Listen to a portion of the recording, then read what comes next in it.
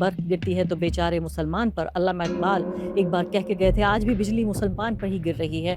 वो जुनैद जो आज हम सबके हीरो थे, आज उन्हें हम सबकी मदद की ज़रूरत है। उन्होंने मुझे बताया कि डरिए मत, हम दिल्ली पुलिस से हैं। लेकिन वो सादी वर्दी में थे, उनके चेहरे सारे कवर थे, कोई नेम प्लेट नहीं थी कि उनके नाम को हम जान सकें, उनके चेहरे को पहचान सकें। और उन्होंने गाड़ी में बिठाते ही हमारी मुँह ये पट्टी मुँह से ये सब पूरा कवर कर दिया। आँखों से पट्टी बंधी रही, फिर पूरी रात ऐसी चली गई। अब मुझे आपसे शिकायत है जुनैद भाई, आप भूल क्यों गए कि आप मुसलमान हैं? आप क्यों भूल गए कि इस मुल्क में क्या हो रहा है उनके खिलाफ? कितनी नफ़रत, कितनी हिंसा, सारी सरकारी प्रोपेगेंडा सब कुछ उनके खिलाफ है, आप भूल गए थे क्या? अंतिम दिन जब एक हुँ। विनिंग मोमेंट था, हज़ारों की संख्या में लोग मुझे ढूँढ रहे थे कि जुनैद भाई कहाँ हैं? कहाँ हैं? उस समय मैं वहाँ उनके बीच नहीं था। संभवतः शायद ही अब जीवन में कितने इतने लोगों से मैं मिल पाऊँ, कभी उनसे मिल पाऊँगा, नहीं मिल पाऊँगा। संघर्ष में मैं उनके साथ रहा, वो मुझे जीवन भर साथ रहेगा। जो कांग्रेस जनता पार्टी के लोग हैं, जिनकी आपने मदद की, जिनके इस पूरे मूवमेंट को आपने इतना बड़ा कामयाब बनाया, आप मुझे बताइए वो आपकी मदद कर रहे हैं? हाँ, लीगल टीम में रत्ना जी हैं, उनके फ़ोन लगातार आ रहे हैं। लगातार वो लीगल को वही देख रही हैं। हाँ। बाकी इसके अलावा किसी अन्य व्यक्ति का फ़ोन तो नहीं आया, हो सकता है उन्हें समय ना मिला हो। अच्छा। जब भी और मुझे पूरी आशा है जब उन्हें समय मिलेगा वो वैसे ही मुझसे मिलेंगे या फ़ोन करेंगे। समय मिल जाएगा लगता है आपको? मुझे तो नहीं लग रहा है। मिल जाएगा, हम संघर्ष में साथ हैं और हम अभी भी उनके साथ हैं। अगर उनको कुछ होता है हम उनके लिए संघर्ष लेकिन अगर आपको खड़े जो हो रहेंगे। गया? सुन रहे हैं कांग्रेस जनता पार्टी के लोग, जुनैद भाई को आपके समय का इंतज़ार है, ज़रा वक़्त मिले तो थोड़ा-सा इनको देख लीजिए। थोड़ा-सा तो देखिए ज़रा, वो व्यक्ति जो आपको कंधों पे उठाकर दूल्हा बनाकर घूम रहा था 36 दिन तक, आज जब उसकी जान पर बनाई है, उसके परिवार की वेल बीइंग पर, उसकी ज़िंदगी पर बनाई है, तो आप लोग पता नहीं कहाँ हैं। अगर सुन रहे हैं, देख रहे हैं ये वीडियो, तो बराए मेहरबानी ज़रा इनसे कॉन्टैक्ट कीजिए। नमस्कार, स्वागत है आपका इस ख़ास कार्यक्रम में। ख़ास इंटरव्यू में आपको मैं यहाँ पर लेकर आई हूँ और ख़ास बात ये है कि जिस कांग्रेस जनता पार्टी के प्रोटेस्ट में लाखों की तादाद में आप लोग पहुँचे हैं और उसमें एक व्यक्ति, जी हाँ, हमारा हीरो जुनैद भाई जिसने पानी पिलाया, खाना खिलाया, आज उस व्यक्ति के जान के लाले पड़ रहे हैं। उसके पूरे परिवार को परेशान कर रखा है, खुद उनको परेशान कर रखा है। पुलिस रात को उठा के ले जा रही है। क्यों इतना सताया जा रहा है? पहले भी मैंने एक कार्यक्रम किया था और कहा था कि बर्फ गिरती है तो बेचारे मुसलमान पर। अल्लामा इकबाल एक बार कह के गए थे, आज भी बिजली मुसलमान पर ही गिर रही है।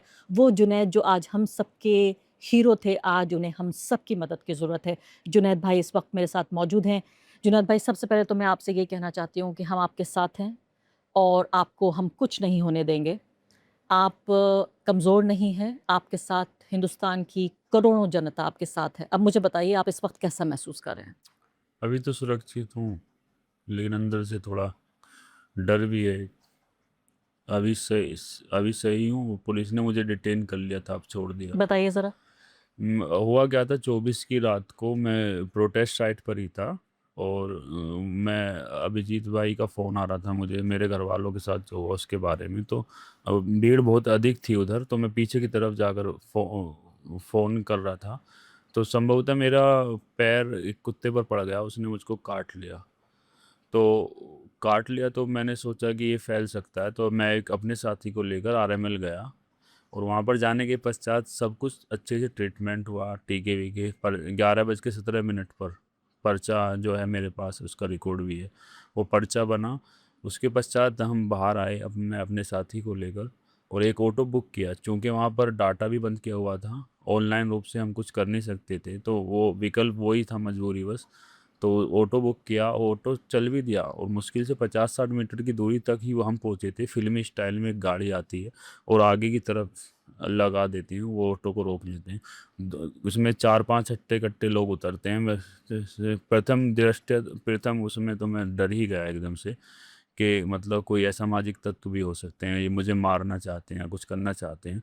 लेकिन उसके पश्चात उन्होंने मुझे बताया कि डरिए मत, हम दिल्ली पुलिस से हैं। लेकिन वो सादी वर्दी में थे, उनके चेहरे सारे कवर थे, कोई नेम प्लेट नहीं थी कि उनके नाम को हम जान सकें, उनके चेहरे को पहचान सकें। और उन्होंने गाड़ी में बिठाते ही हमारी मुँह ये पट्टी मुँह से ये सब पूरा कवर कर दिया और नीचे की तरफ ऐसे गर्दन करके झुका दिया कि ऊपर मत उठना। और हमारे जो मोबाइल फ़ोन थे मेरा, वो भी उन्होंने तभी ले लिया। और मेरे साथी के पास 2 मोबाइल फ़ोन थे, उसके भी मोबाइल फ़ोन उन्होंने ले लिए। और फिर 20-25 मिनट तक लगातार गाड़ी चलती रही। हम तो अज्ञात स्थान पर वो लेकर गए, हम जानते नहीं हैं कौन सा स्थान है। वहाँ पर रखा, हमसे रास्ते में चलते हुए बोले कि हमारे एक ऑफिसर आएंगे, वो आपसे बात करेंगे। अगर आप आपने उनके प्रश्नों का संतोषजनक उत्तर दे दिया तो हम आपको तुरंत से तभी छोड़ देंगे।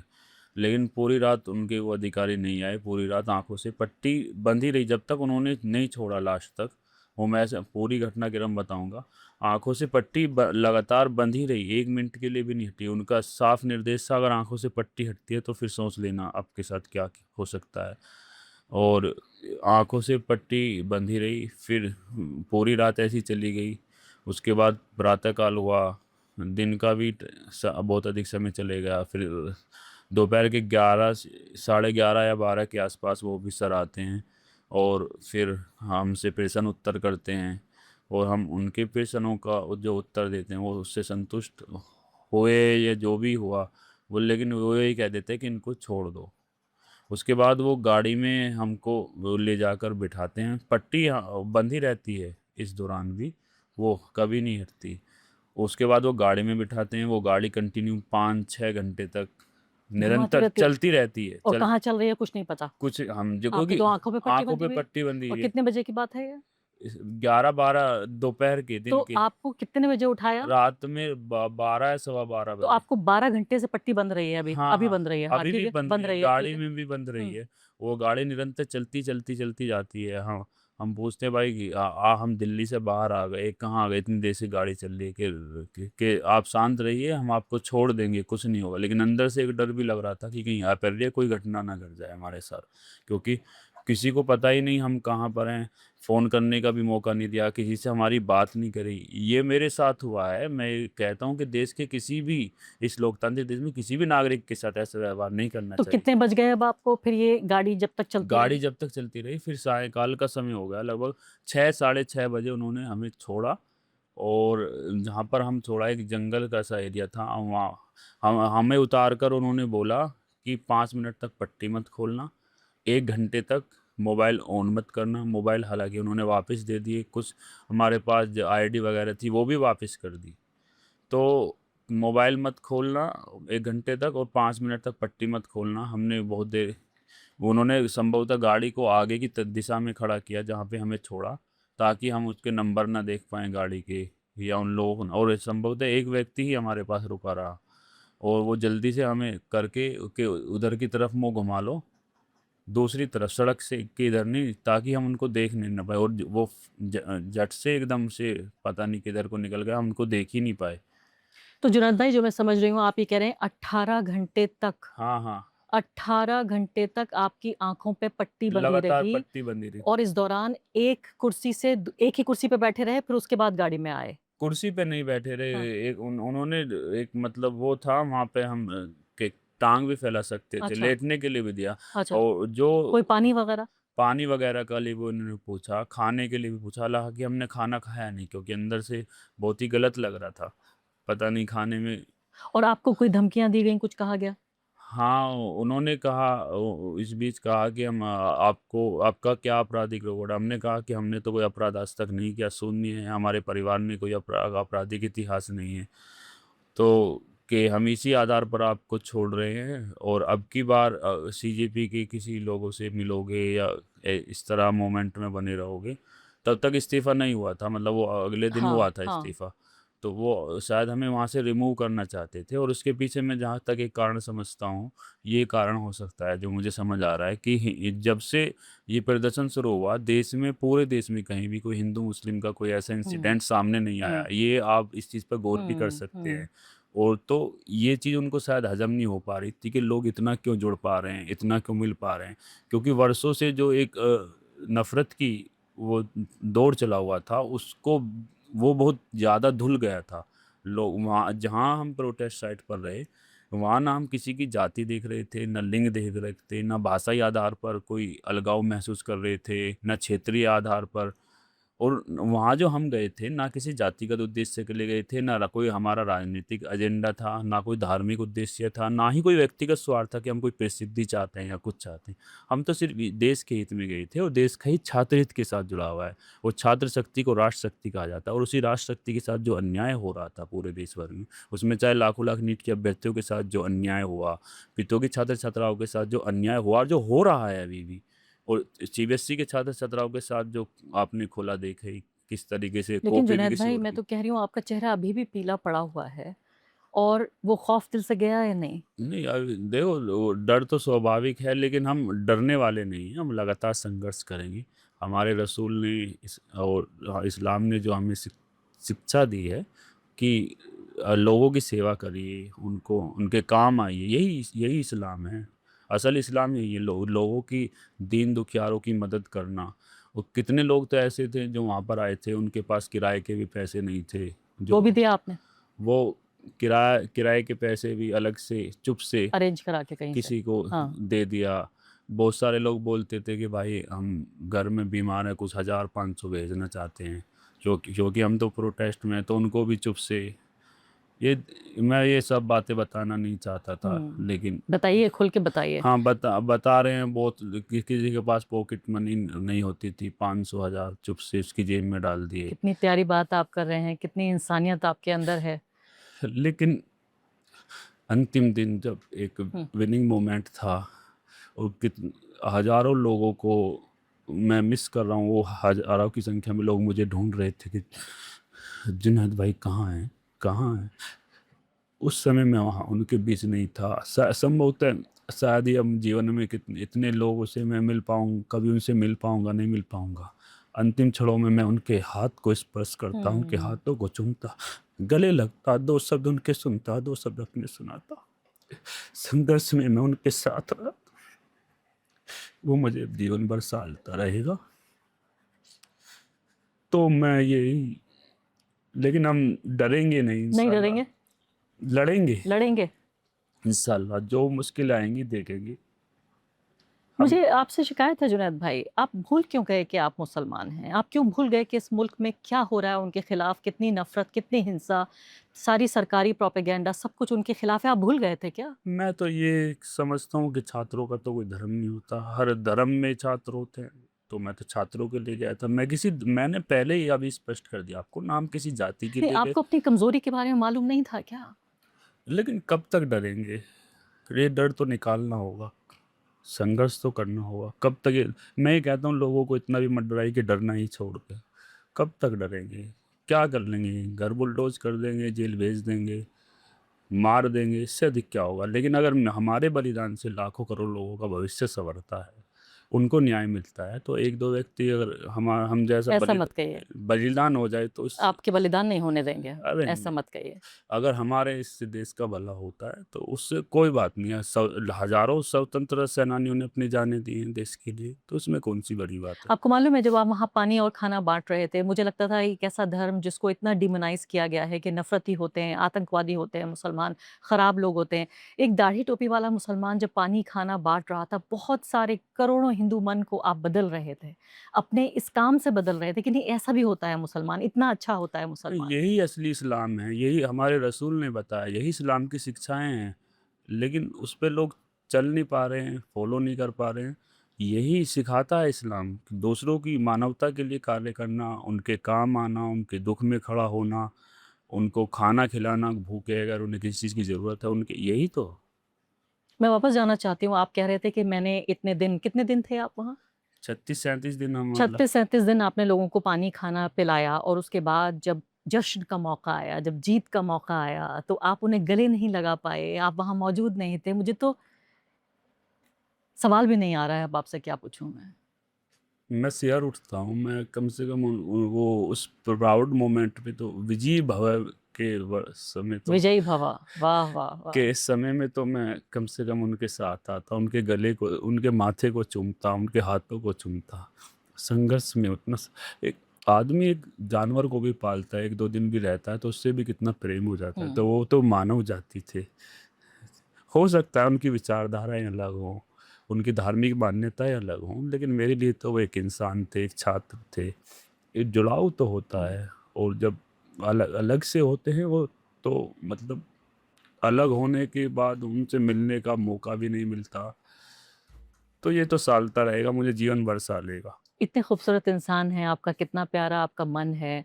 मैं आपसे ये पूछना चाहती हूँ कि जब आप वहाँ नहीं थे और आप वहाँ के स्टार थे, मैं आपको यकीन से बता सकती हूँ कि न सिर्फ़ कि राष्ट्रीय मीडिया, अंतर्राष्ट्रीय स्तर पर आप मशहूर हो चुके हैं। आपका नाम इतिहास की किताबों में लिखा जा चुका है। आप मुझसे सुन लीजिए इस बात को, आपके बारे में बाकायदा किताबों में पढ़ाया जाएगा कि जुनैद नाम का एक शख्स था, जब देश पे बनाई तब वो देश को पानी पिला रहा था, उसकी प्यास बुझा रहा था, उसकी भूख ख़त्म कर रहा था, उनकी मदद कर रहा था। आपका नाम सोने के अक्षरों में लिखा जा चुका है। क्या लोग आपको ढूँढ नहीं रहे थे वहाँ पर? हज़ारों हज़ार की संख्या में अच्छा, फिर? लोग ढूँढ रहे थे, जैसा मुझे बताया गया। लेकिन हम क्या कर सकते थे, हम थे ही नहीं। किसी की तो लोग ढूँढने निकले नहीं आपको, कि आप गए कहाँ? लगातार ढूँढ रहे थे, जो अच्छा, मेरे साथ के वॉलंटियर्स हाँ। थे वो लगातार परेशान हो रहे थे। इतनी भीड़ में भी लोग हमें ढूँढ रहे थे। लेकिन हमारे पास फ़ोन भी नहीं था, और फ़ोन भी उन्हीं के पास था, और जब तक हम यहाँ पर आए रात के 11-12 बज गए, जब तक वो सब समाप्त हो चुका था। तो हम क्या करते फिर? अब मुझे ये बताइए कि इस पूरे बहुत ही खौफ़नाक, भयानक इस एक्सपीरियंस के बाद, खुदा करे ऐसा तजुर्बा कभी किसी को ना हो, कभी किसी को इससे ना गुज़रना पड़े। ये मौत से थोड़ा कम था शायद, क्योंकि मौत में तो आदमी मर जाता है, उसके बाद तो उसे कुछ पता नहीं होता। हुँ। मैं ये समझता हूँ कि कि एक लोकतांत्रिक देश में मेरे ही नहीं, किसी भी नागरिक के साथ इस तरह का व्यवहार नहीं होना चाहिए, और जो लोग ऐसा कर रहे हैं उन्हें शर्म आनी चाहिए। हुँ, मतलब हमने कोई गुनाह का काम हुँ, किया है क्या? कोई गलत काम किया है क्या? छात्रों की मदद करना गलत है? क्या वहाँ पर जो छात्र आवाज़ उठा रहे थे वो नाजायज़ माँगे हुँ। थी? मतलब आप देश के शिक्षा तंत्र को इतना चौपट कर दिए। किसी भी देश की रीढ़ होती है वहाँ की शिक्षा व्यवस्था। जिस देश की शिक्षा व्यवस्था सुदृढ़ होगी, वो देश सुदृढ़ हुँ। होगा। जिस जिस देश की शिक्षा व्यवस्था आपको आप गर्त में लेकर जाएँगे, वो देश ही आप पिछले 10 सालों में आपने क्या किया? 1 लाख के करीब सरकारी स्कूल्स बंद हो गए। देश की जनसँख्या बढ़ रही है कि घट रही है? ये और बताइए। आप तो खुद भी कम्पिटिटिव एग्ज़ाम में हिस्सा ले रहे हैं, किस कौन-सा इम्तिहान दिया आपने अभी? अभी अभी तो हम ज जुडिशरी की तैयारी कर रहे हैं, अच्छा, और हम एलएलबी हमारी कंप्लीट होगी, वाह! और राजनीति विज्ञान में हम मास्टर किए हैं। ये सब तो जज बनेंगे एक दिन हमारे इस जुनैद भाई। इंशाअल्लाह प्रयास तो जारी है। अब मुझे ये बताइए, जो मुझे दूसरी फ़िक्र हो रही है वो ये कि कह तो रहे हैं ये लोग, जो कॉकरोच जनता पार्टी के लोग हैं, जिनकी आपने मदद की, जिनके इस पूरे मूवमेंट को आपने इतना बड़ा कामयाब बनाया, आप मुझे बताइए वो आपकी मदद कर रहे हैं? हाँ, लीगल टीम में रत्ना जी हैं, उनके फ़ोन लगातार आ रहे हैं। उन लगातार वो लीगल को वही देख रही हैं। हाँ, बाकी उसके अलावा किसी अन्य व्यक्ति का फ़ोन तो नहीं आया। हो नहीं, सकता है उन्हें समय ना मिला हो। अच्छा। जब भी, और मुझे पूरी आशा है जब उन्हें समय मिलेगा, वो वैसे ही मुझसे मिलेंगे या फ़ोन करेंगे। सब में मिल जाएगा लगता है आपको? मुझे तो नहीं लग रहा है।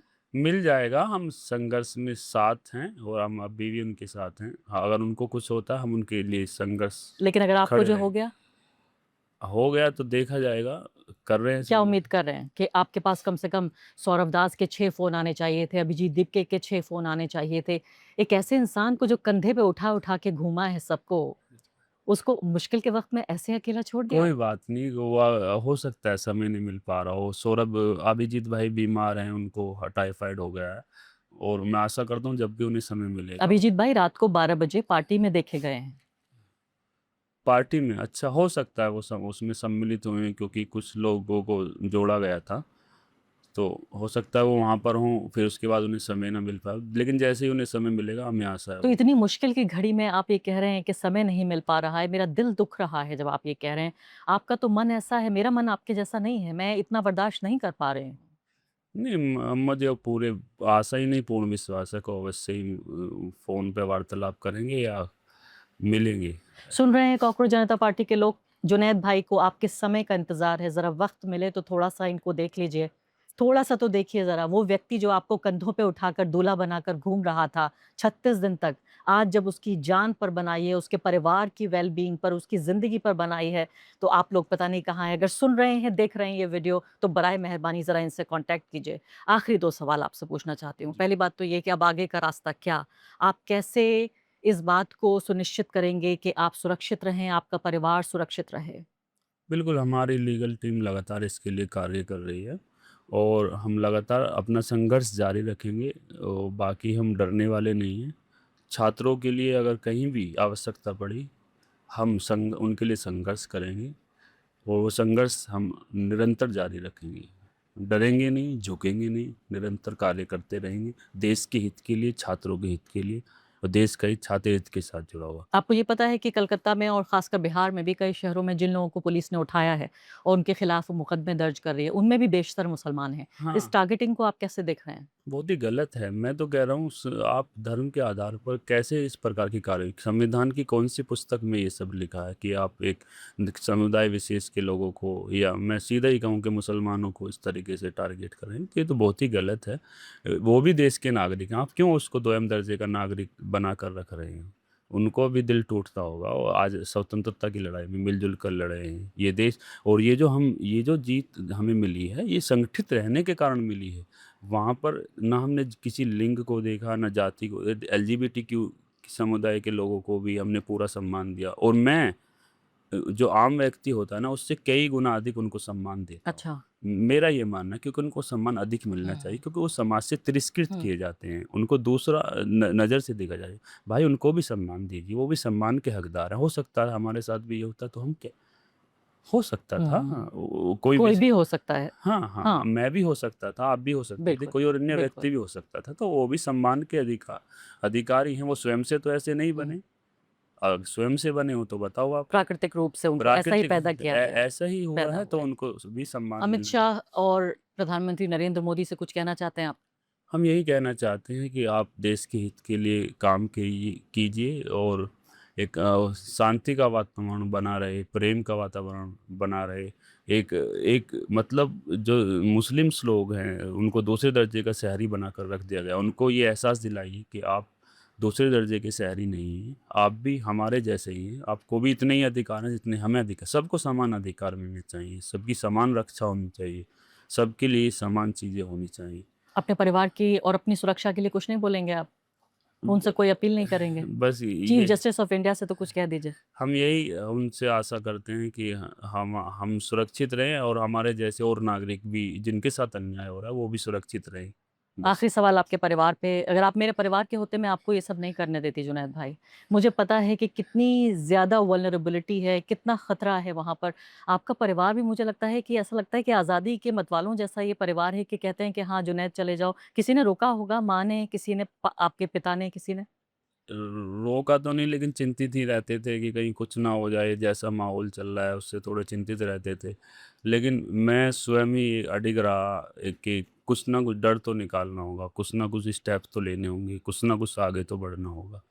तो इसीलिए ये ऊर्जा मुझे इसलिए मिल पाई, क्योंकि जो लोग वहाँ पर थे वो देश के हित में थे, छात्रों के हित में थे, देश के भविष्य के लिए वहाँ पर थे, इसलिए मैं ये सब कर पाया।